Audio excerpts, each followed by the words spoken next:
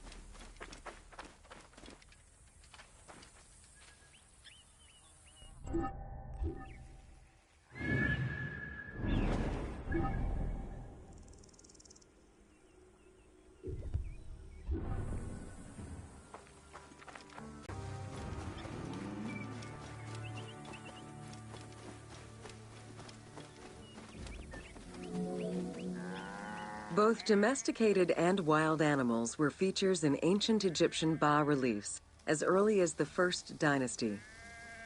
While the variety of wildlife served as a reliable food source, it also influenced both culture and mythology.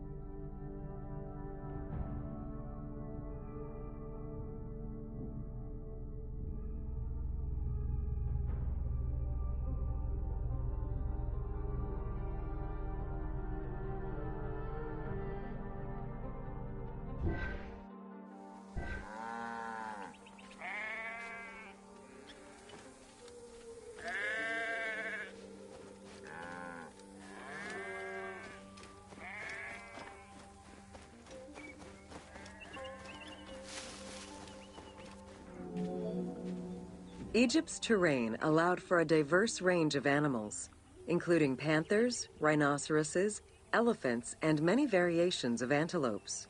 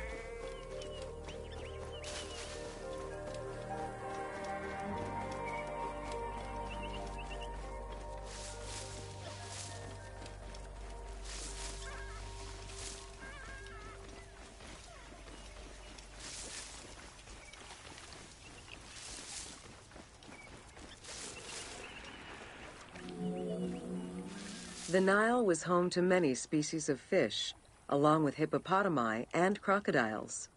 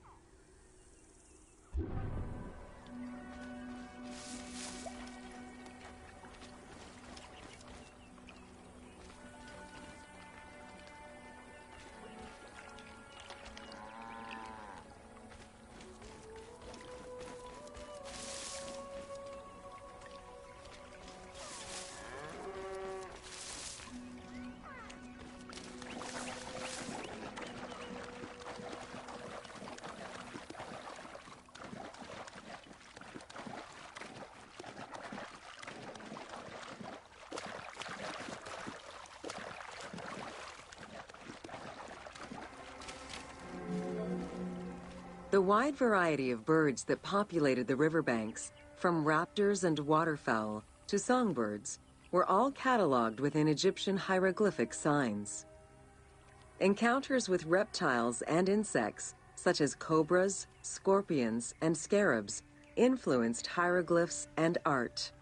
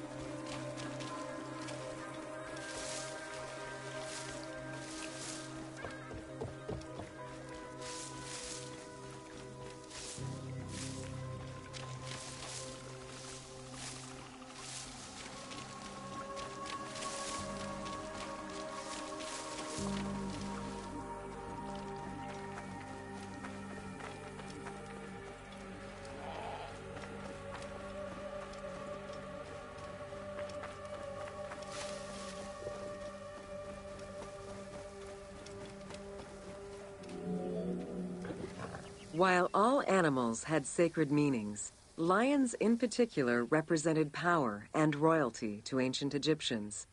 They were so prized by pharaohs that they were hunted to extinction within Egypt.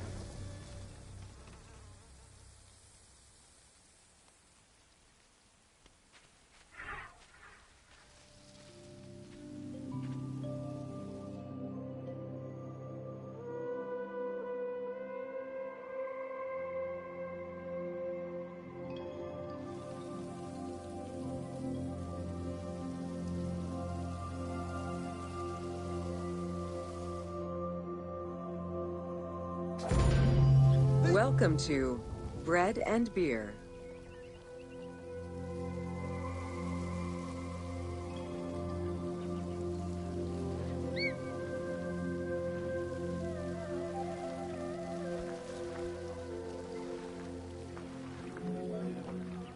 While the Mesopotamians invented beer, including using a straw to avoid the sediments and herbs, ancient Egyptians perfected the brewing method. Egyptian beer's quality was determined by alcohol strength, color, and flavor. During the Pharaonic era, beer was the most commonly used and important alcoholic beverage. The state and temples used it, along with bread, as payment to workers, and it was included on the lists of food offerings to the gods and the deceased.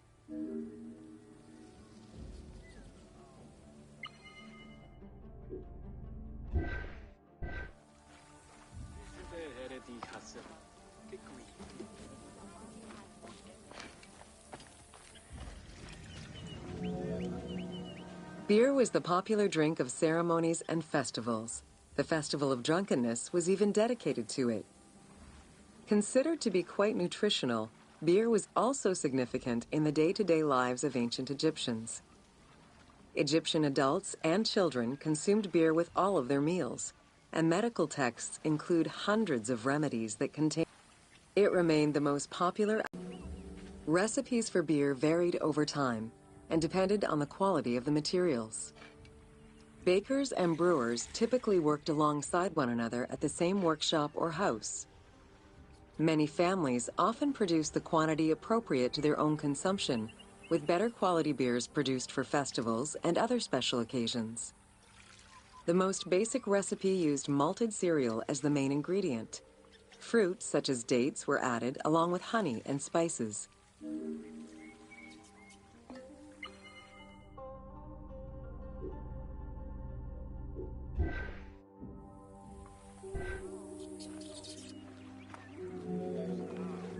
Once baked, bread would be crumbled into the brew to start the fermentation process. Adding grain enzymes would break down the starches, turning them into sugar and creating a thick mash.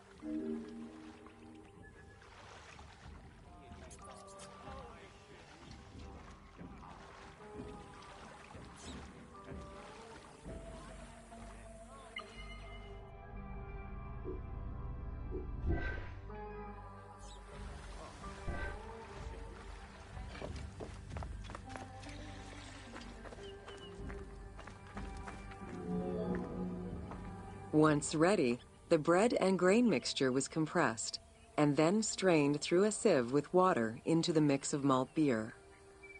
Once fermented, the beer mash was transferred to large containers and again compressed by foot or with pestles.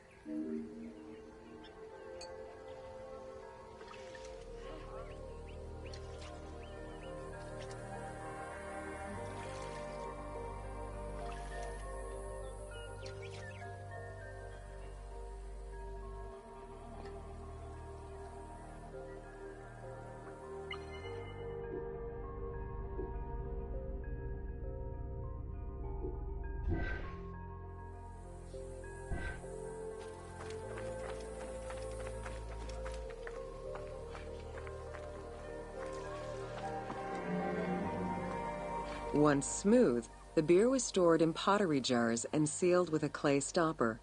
It probably couldn't be kept for long and likely had a thick, pasty appearance and texture.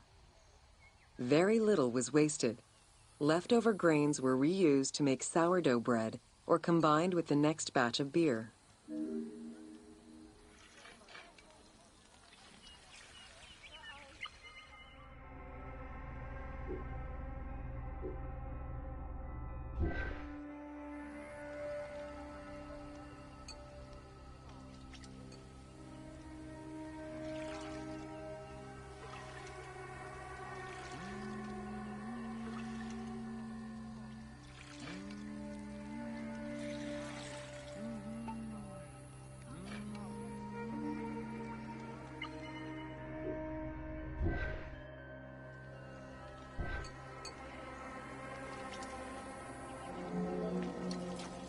While there are many ancient accounts for making bread, Most of the knowledge known about ancient Egyptian brewing comes from an account by the alchemist Zosimus over 300 years after Cleopatra's reign.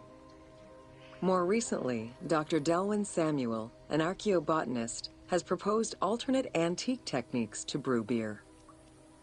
However, experts are unable to replicate an authentic beer since not all of the techniques and ingredients used by ancient Egyptians are known yet.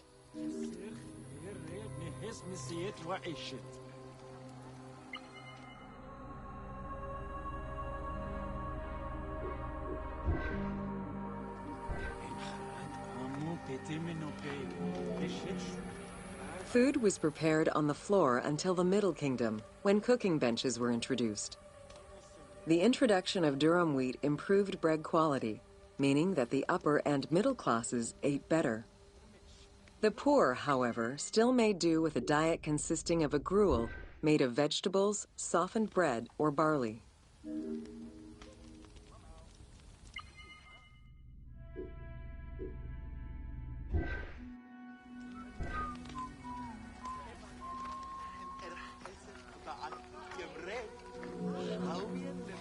Dough was kneaded by hand or foot, and when sufficiently blended, additional items were added, such as fruits, nuts, honey, and spices. To leaven the bread, they added sourdough or leaven from beer brewing. Ovens were circular or beehive-shaped and made with clay or brick. If there was no oven at all, a bread maker used the hot sand to bake flatbread, a technique still in use by some Berbers today.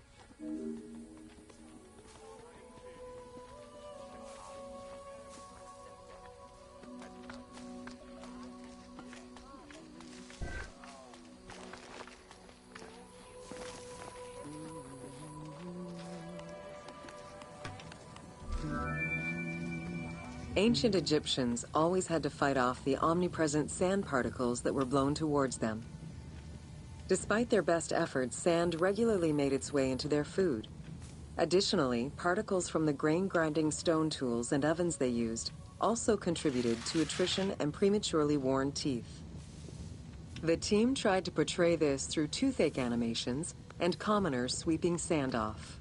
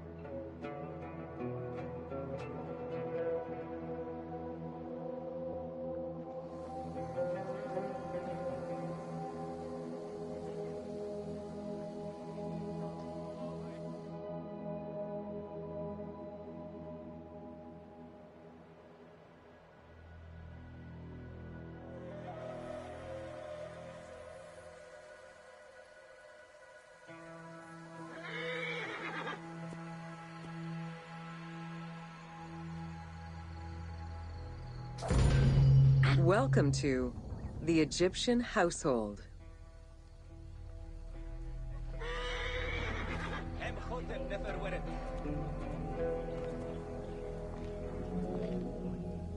In pre-Greco-Roman culture, women were considered equal to men in many matters. They owned property, testified in court, could divorce and inherit. Until the Greeks and Romans restricted their rights, Egyptian women could take over their deceased husband's trade. Marriage contracts included mentions of allowances and items of value brought to the marriage by the woman, which would forever belong to her.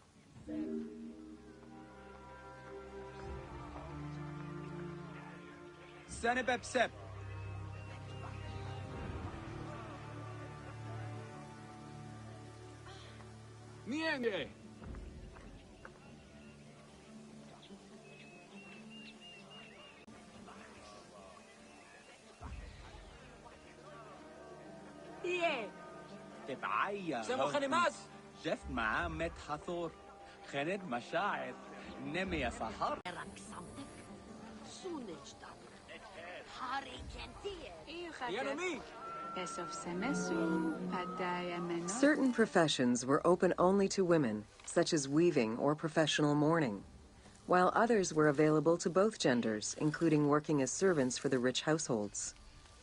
Social status did have an impact, though. The higher in status, the easier it was to obtain education and access different professions.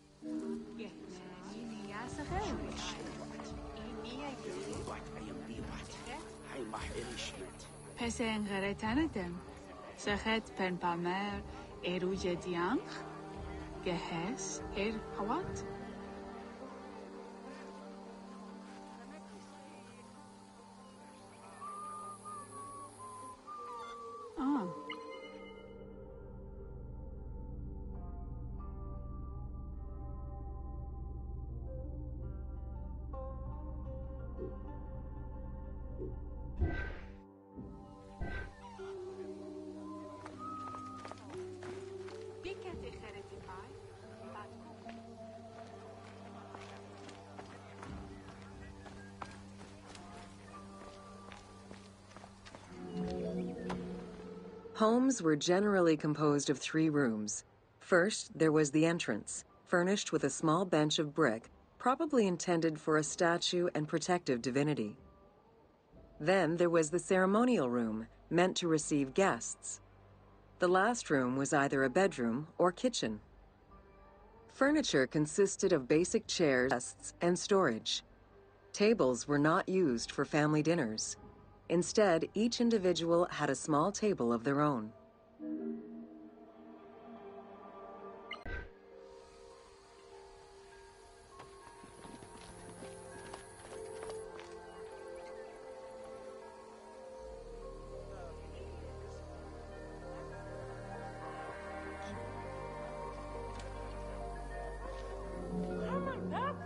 Marriages were a social contract rather than a religious construct. Family was vitally important to ancient Egyptians, and children were considered a blessing from the gods. The father, mother, and their children were the nucleus of the family, and cohabitation sometimes extended to mothers-in-law, sisters, aunts, and sisters-in-law.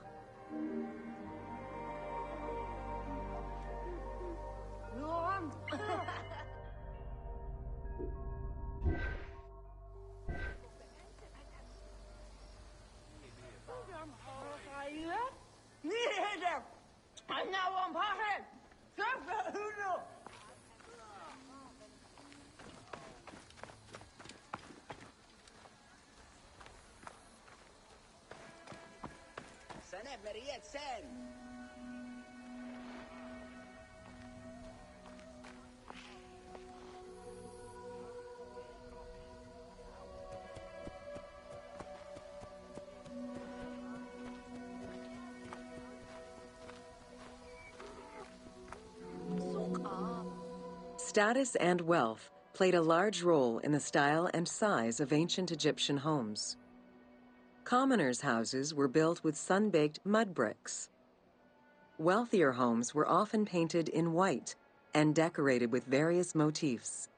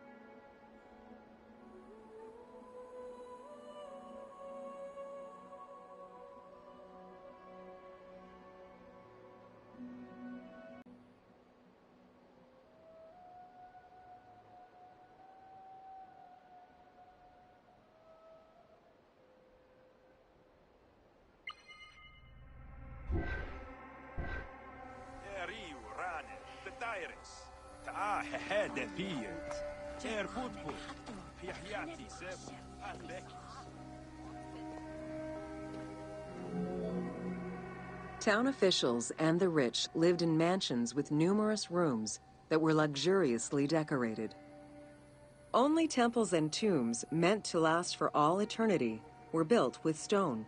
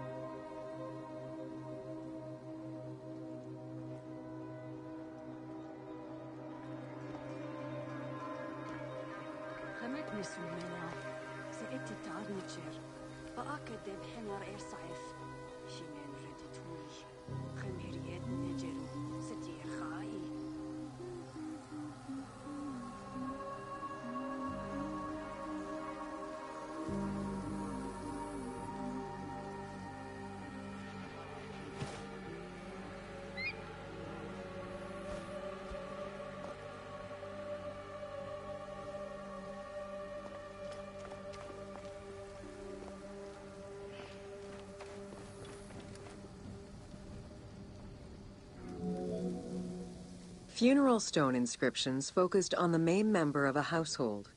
Encircling this person would then be a spouse, parents, and children, possibly even siblings. These stones were so structured because there were no surnames in ancient Egyptian culture. Parents and children were a sort of family tree, which allowed for the identification of the deceased.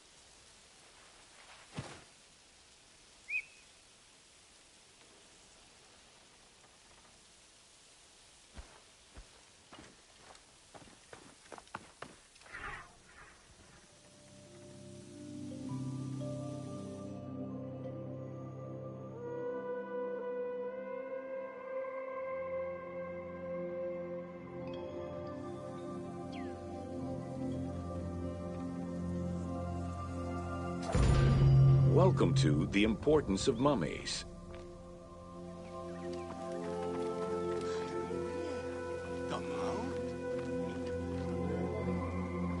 The first hieroglyph for embalmer appeared in pyramid texts of the Old Kingdom. It is likely that embalming was a trade that progressed alongside the evolution of ancient Egyptian funeral practices. While we still know nothing of how embalming came to be a profession, we do know that embalmers had a hierarchy, and that each embalmer specialized in a specific phase of the mummification process.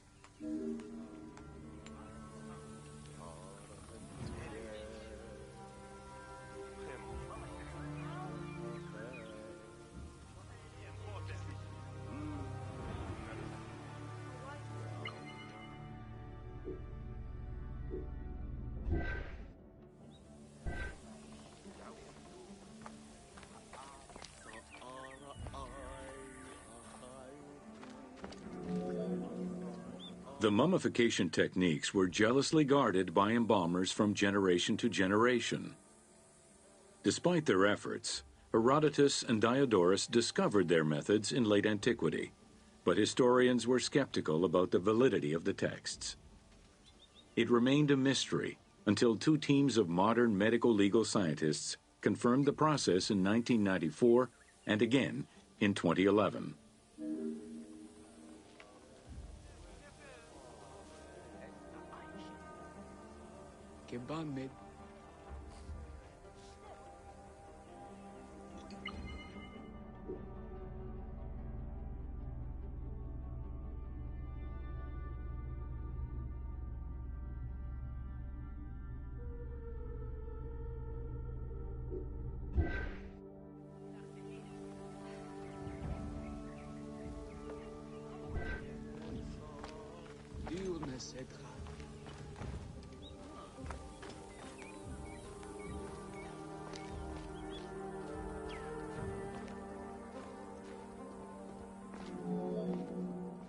The Uabet, meaning the pure place, was where the embalmers mummified the bodies of the deceased. Until the end of the Middle Kingdom, it was located in tents at the edges of the city due to the smell of decomposition. In the New Kingdom, however, the Uabet was located within the city limits, though still in open-air spaces. In the same way that the practices and techniques of mummification evolved, so possibly did consideration towards embalmers within ancient Egyptian society.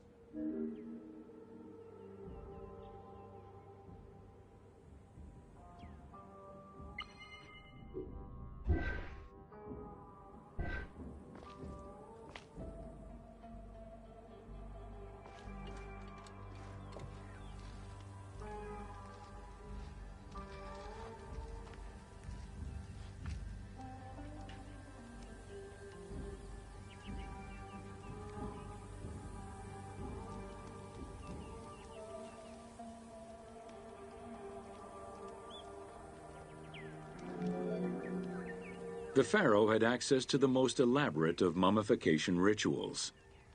The richer citizens of Egypt also enjoyed complex embalming options, though none of them allowed for the removal of the brain or viscera. After purifying the body, embalmers injected a liquid through the rectum, sealed it, and allowed the mixture to settle. They then plunged the body into natron for up to 40 days.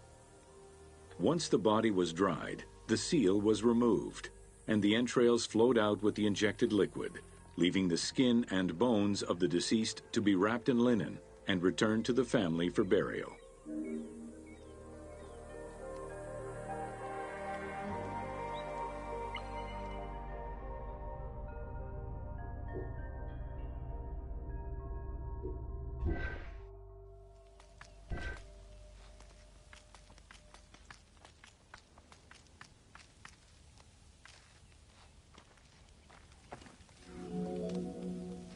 The least costly embalming option was for the embalmers to simply inject a product called surmaya and immerse the body in the natron for up to 40 days before handing it over to the family.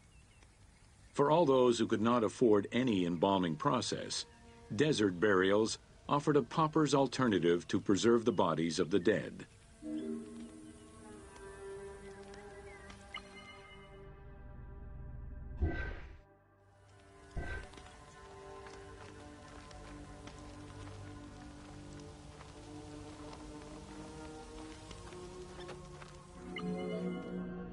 Egyptian civilization has always appealed to Westerners, even before the Greek and Roman invasions.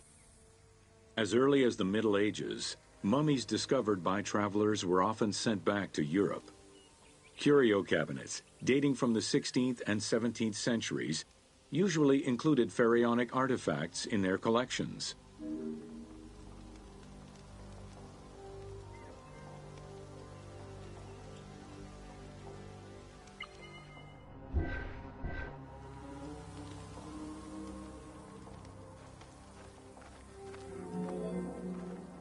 The Egyptomania phenomenon was heralded by Napoleon Bonaparte's Egyptian campaign, which lasted from 1798 to 1802.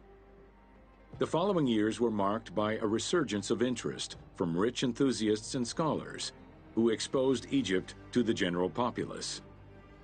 Many research societies focusing on Egyptology were founded during those years.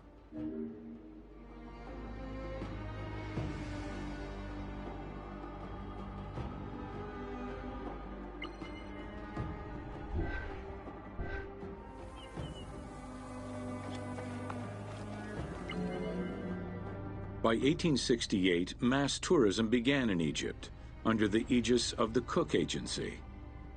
The rich would indulge in leisure trips to Egypt and bring back mummies.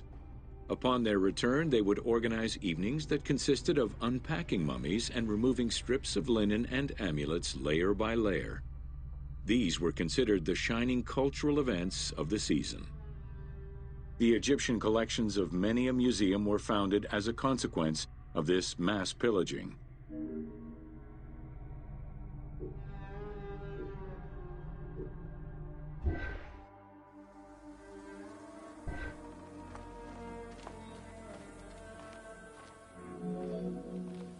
Thanks to those dubious parties, the fantasy of a mummy coming back to life, seeking revenge on its defilers, was born.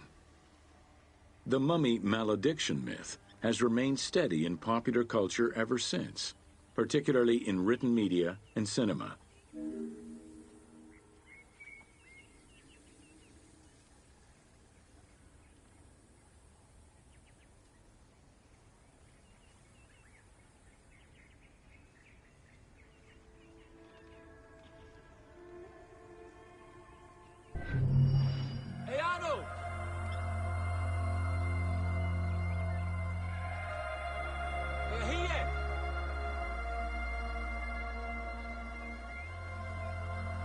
Listen.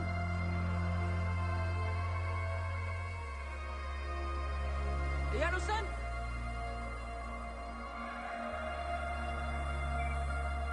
خطبت نفر.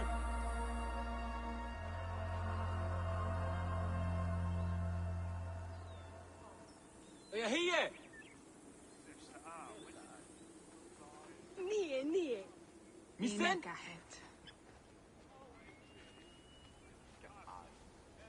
خطفت نفر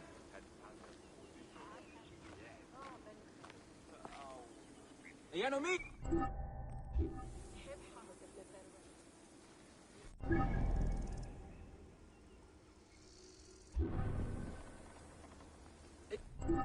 يا نسنت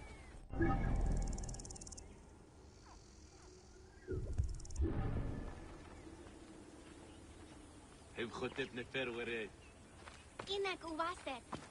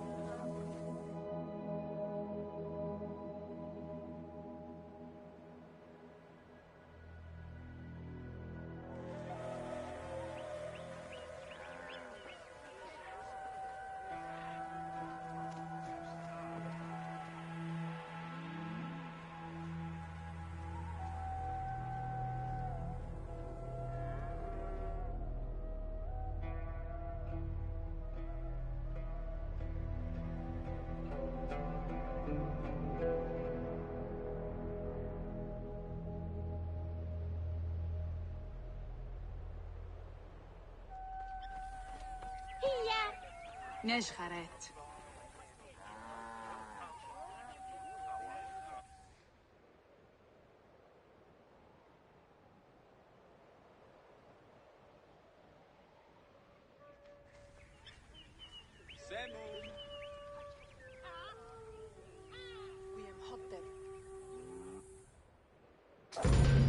Welcome to Temples and Rituals of Ancient Egypt.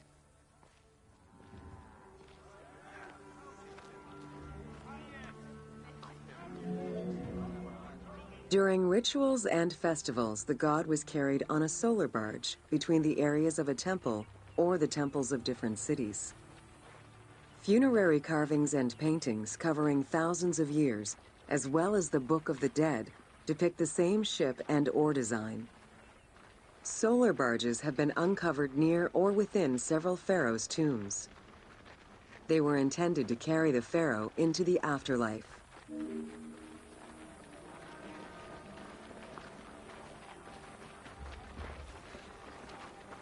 نينيه نجهر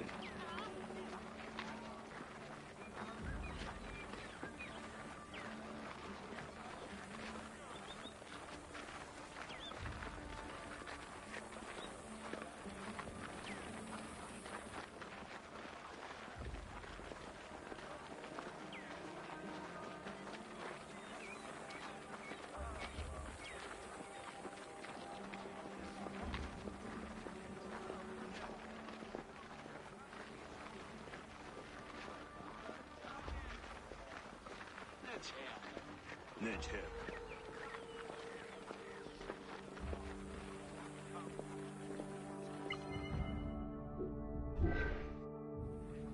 إنسش ساعة وين أنامن أمي هيب هاوي من حبت نسوت عطا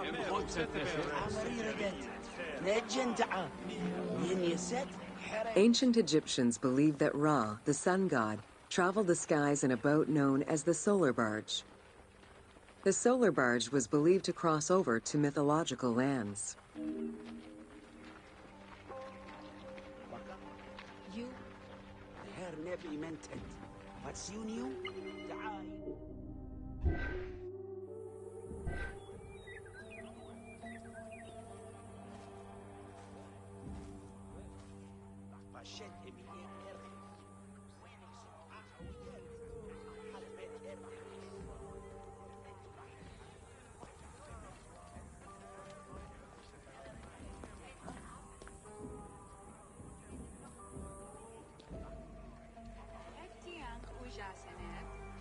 أنا بيت خيرويت نجروتيبي خج تعاونوا بأتي تبهرو باتشاسايا إت.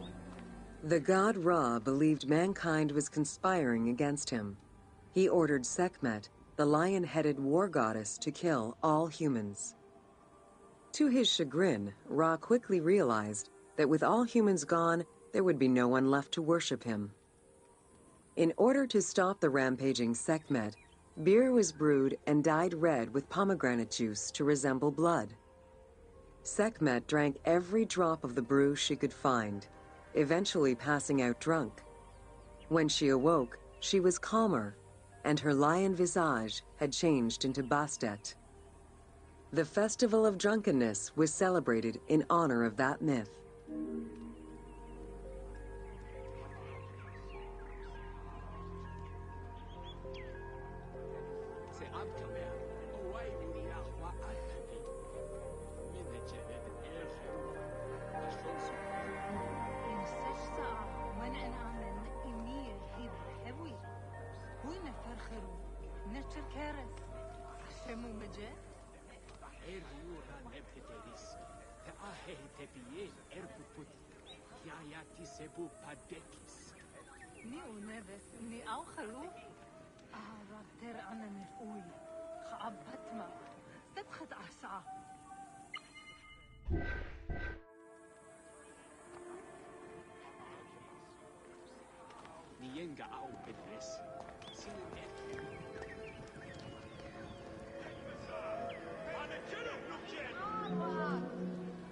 Unlike the daily rituals that took place in the temple and were performed by priests, festivals allowed the entire population of the city to participate.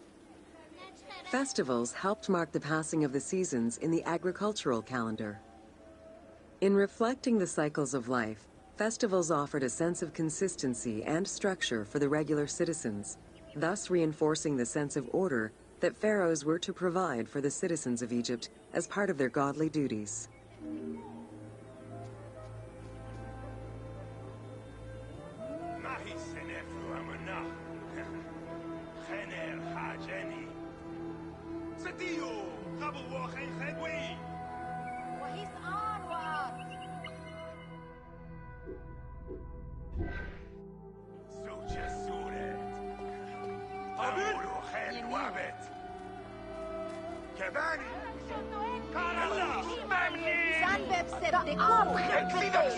The importance of these festivals is demonstrated by their longevity. Records show that Osiris festivals occurred for more than 2,000 years. Some festivals serve to reinforce state control and promote the king's reign. Both the Opet and Sed Jubilee festivals were specifically intended to celebrate the renewal of the king's power.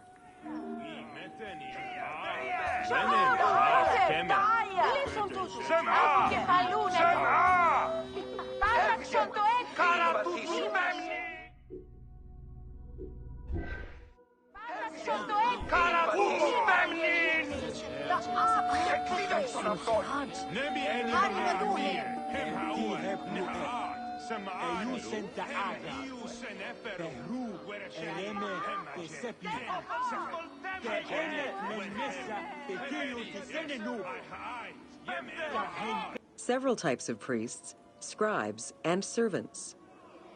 The high priest was known as the prophet. Some divinities had up to 4 prophets, and they were the ones to perform the most advanced and complex rituals.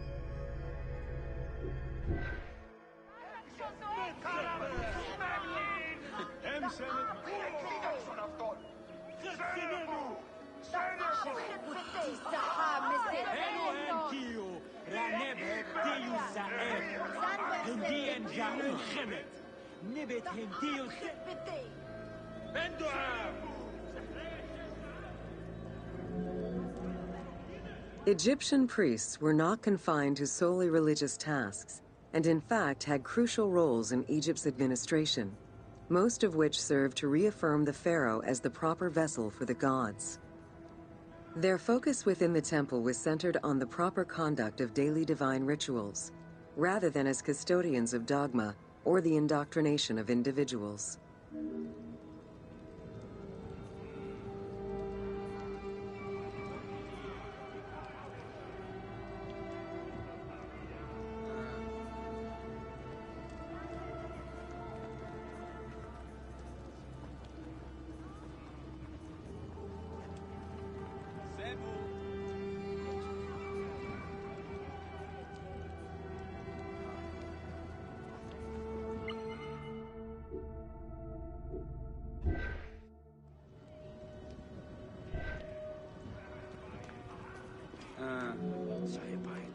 Scribes were custodians of the sacred sciences. Some priests were associated with the funeral rites and were considered the group with medical knowledge. The servants of the Ka were low-ranking priests who carried food and offerings in funerary rituals. Lector priests were distinguished by their ability to read, and their main duty was to recite specialized religious texts in both temple and funerary rituals.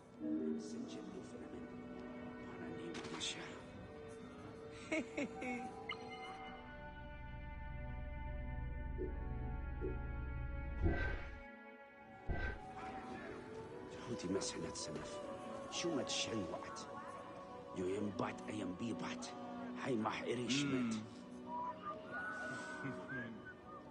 صايبا يا جيف بتو سيريا مني حروف وطيبة حرخو خيف بيت معه أمن مسف سنة فرب مست نحن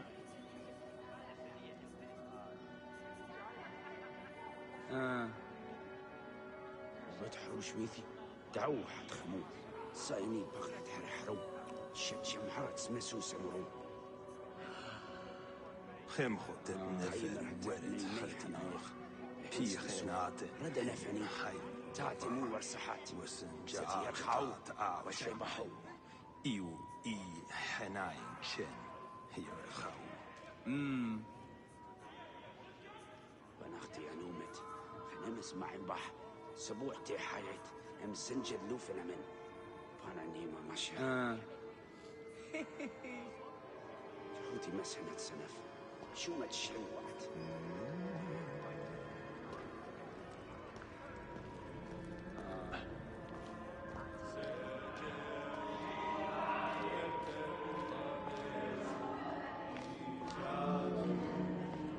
Priests and all the officials who served the temple worked only 3 months a year, with each period separated by a quarter of inactivity, at least within the temple compound. Each outgoing group handed over the temple and their tools to the newcomers. Only the high priesthood remained in permanent office within the temple.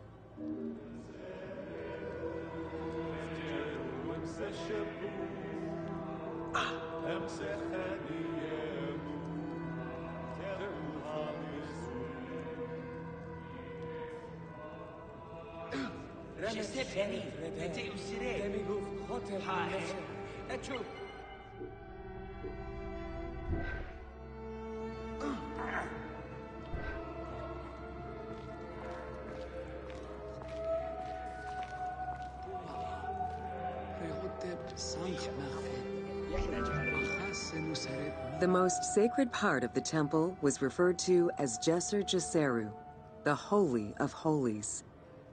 The most sacred inner sanctuary was where the shrine to the temple deity was located. Only priests were allowed within. Offerings were given, and rituals unseen by even the pharaoh were performed.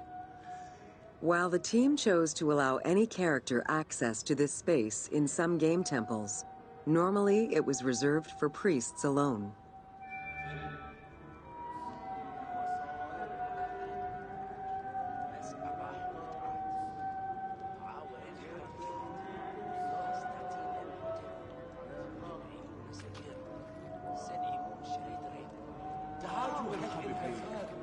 Tufeginawi. Sepa woch angsantek. Generet nemi usuchainim. Haoni en hebru.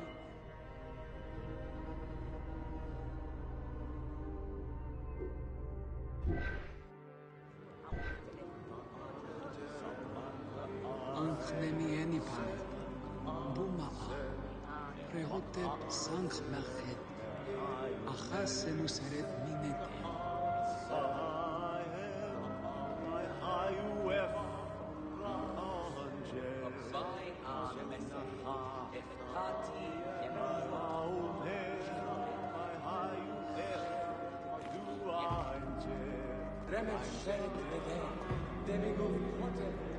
Pharaohs and their priests often chose the site of these sacred temples because of some mythological connection or an alignment with the cardinal points and certain stars.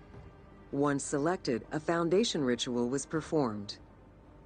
The pharaoh was required to complete 10 steps in the ritual, which required a mix of offerings as well as specific construction techniques. Once the temple was complete, construction of the chamber containing the shrine, or naos, began.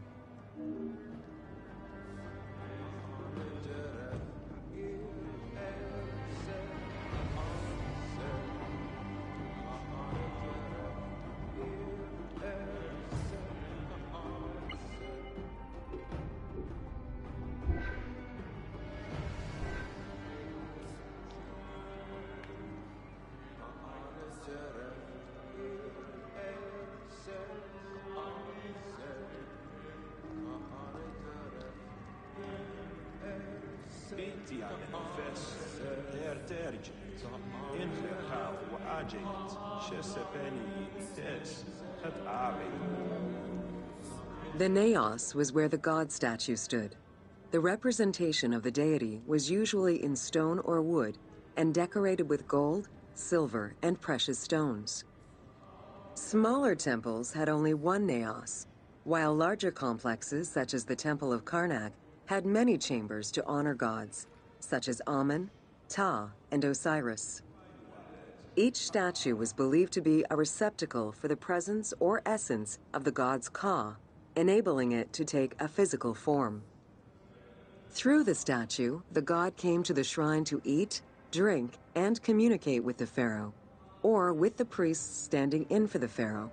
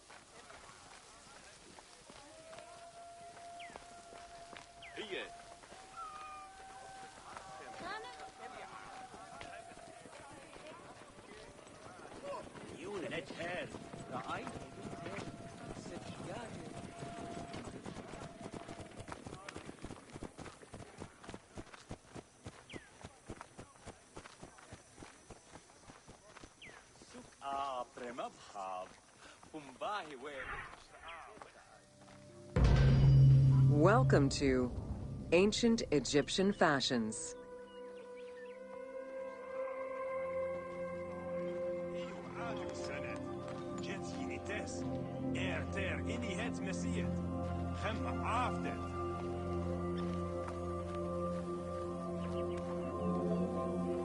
Learning what life was like for ancient Egyptians presents many differences, and yet also surprising similarities to how people might live today.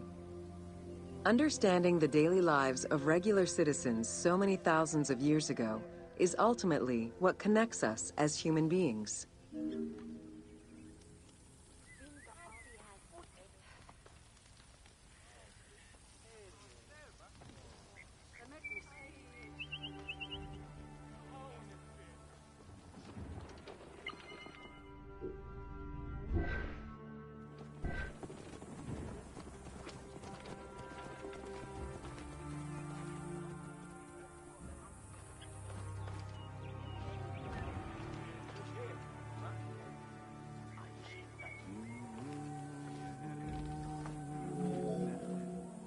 Jewelry was a popular item among ancient Egyptians of all social standing. Both men and women wore earrings, rings, and bracelets. Status determined how much jewelry a person wore and what it was made of. Common folk wore pearl necklaces, simple bracelets, and leather bangles. Brightly colored earthenware and glass paste were a favorite enhancement. صهو بنمندي أميرا جفخ خنتي إسورة هير برقب أسهاري وبوتويو وماري انحطري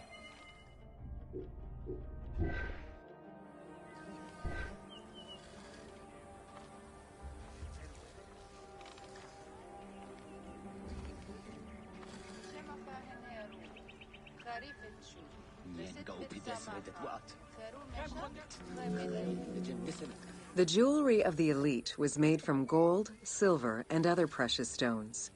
Because gold never lost its shine, it was considered akin to the flesh of the gods. Wide jeweled collars were a favorite. Made with rows of beads formed into patterns of animals or flowers, the soft chiming sounds they made were thought to appease the gods.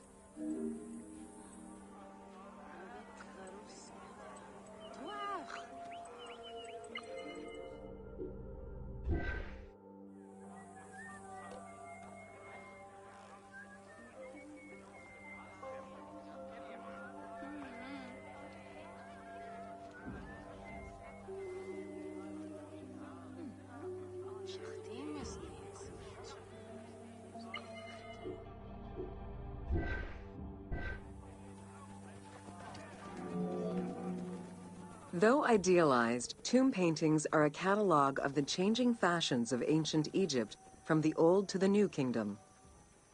Egyptians took appearance and cleanliness very seriously and were diligent about their fashion, hair, and jewelry as well as their grooming habits.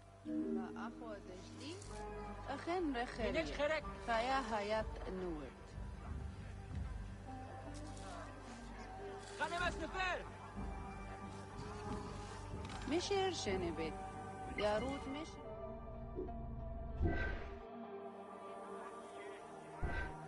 ايانو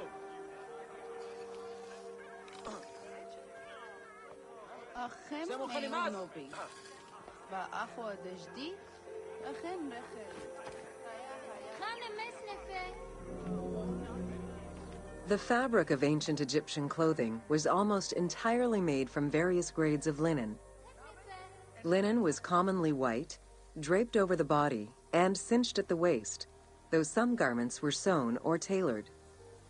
Wealthy men wore long tunics, loincloths, or kilts, while poor men only wore loincloths. Women wore long dresses, with differences residing in the quality of the fabric, depending on social status. Egyptians commonly went barefoot, but could also wear sandals made from papyrus fiber or leather.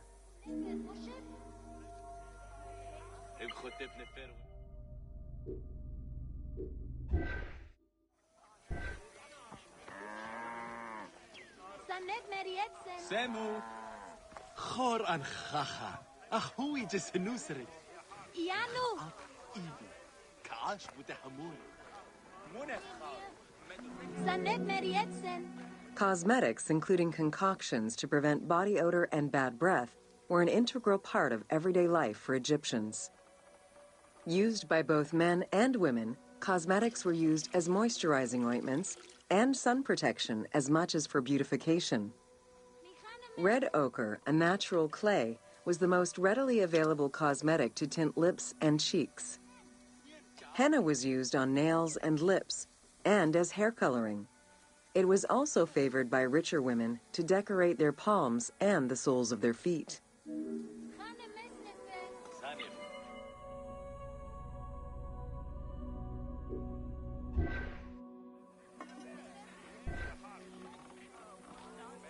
Yanomi!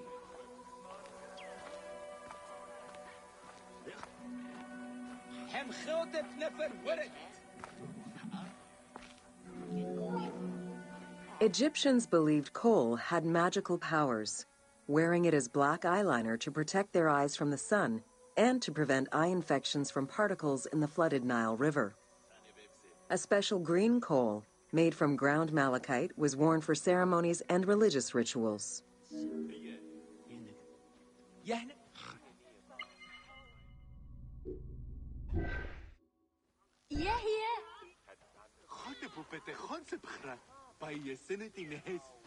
Semu Khanemes!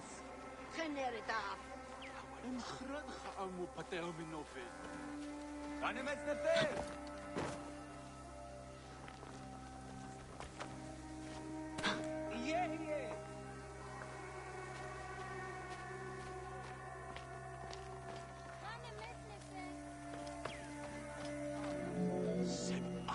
Women and teenage girls wore their hair long and often braided. Wealthier women included carved combs or hairpins. The length of men's hair rarely dropped past the shoulders. They were mostly clean-shaven during the dynastic period, a trend began by the elite and soon adopted by the general populace. Queen Hatshepsut donned an artificial beard when she became pharaoh.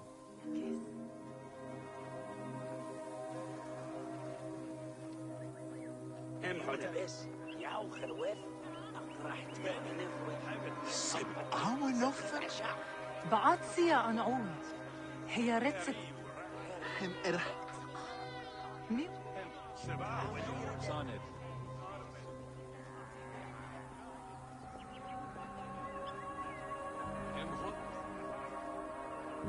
Kheriet منا meher nebi mukbit. خروس أصل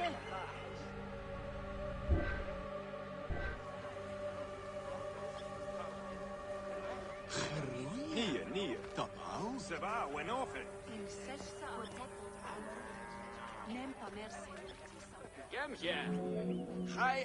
Wigs were very popular, used for special occasions or to conceal gray hair or baldness. They were fastened in place with beeswax. The most expensive wigs were made from human hair and reserved for royalty. Other wigs were composed of linen, wool, or animal hair.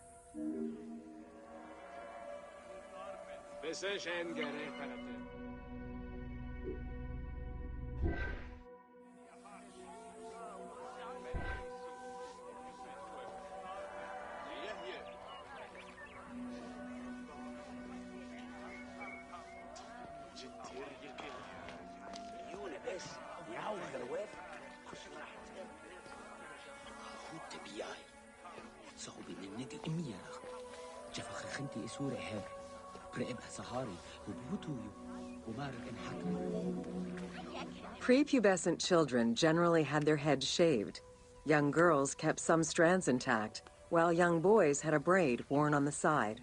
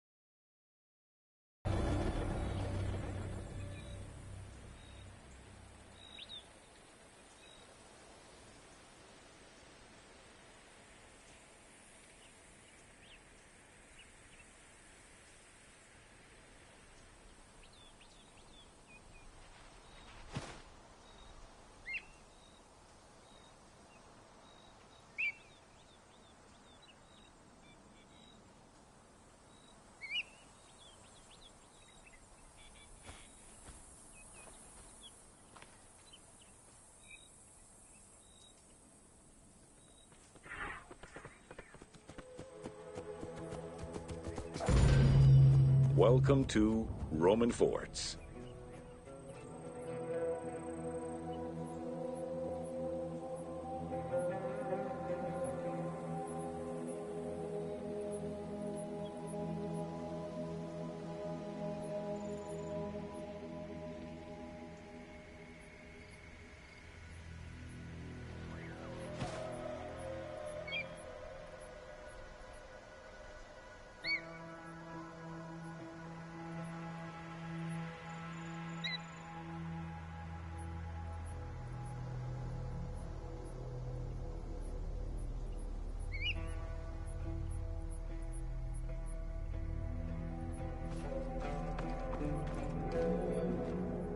The size of a Roman military camp, known as a castrum, varied significantly depending on how many soldiers it needed to accommodate. However, they all shared common characteristics in design and construction, such as this fort before you, located in Cape Chersonesos.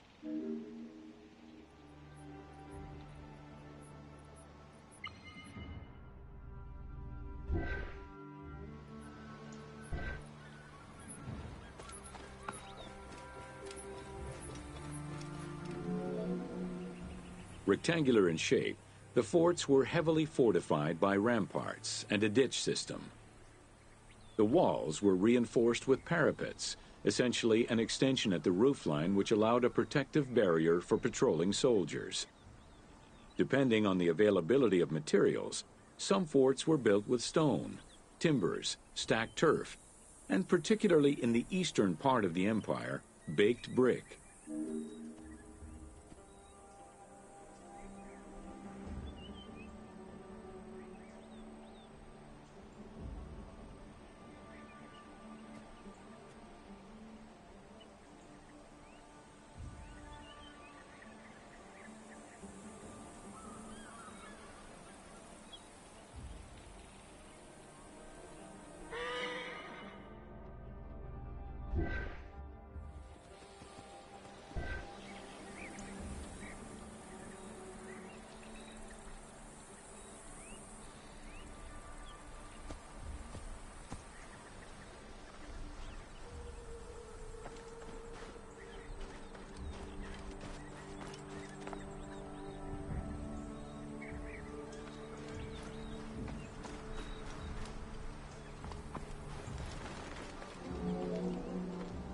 Access doors on all four sides were each flanked by guard towers.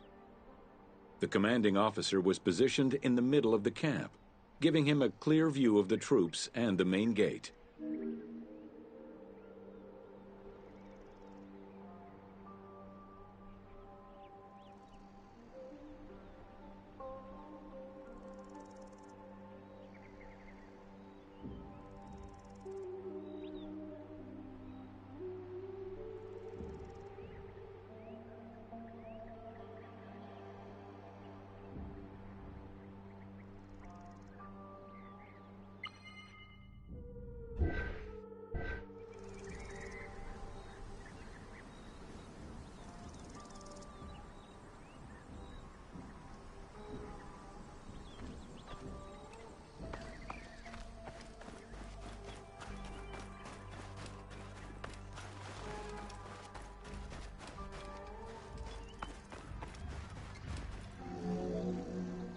Along with sleeping barracks for the soldiers, the fort also had a granary that was expected to hold rations for a year or longer. To ensure the health of the soldiers, every camp was equipped with medical staff and a hospital. A clean water supply with conduits for a bathhouse and latrines was included in the construction of every fort.